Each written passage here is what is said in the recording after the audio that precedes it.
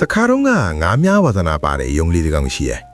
ဒါပေမဲ့သူကထူးထူးဆန်းဆန်းမုံလာဦးနီးကိုငားစာလုပ်ပြီးများတာပေါ့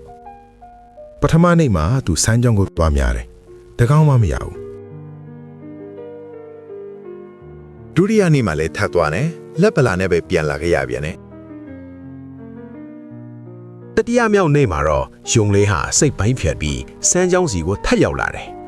သူငားများတန်ခြာဖို့ပြင်းနေတော့မှာပဲရေထဲကနေငားကြီးတစ်ကောင်ဒေါသတကြီးကောင်းပြူထွက်လာပါတော့တယ်ဟဲ့ကောင်နိမေလခွာ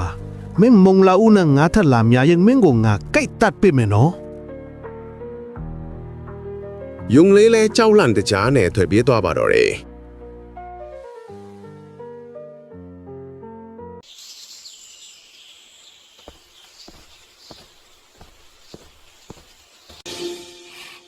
Thanks for watching.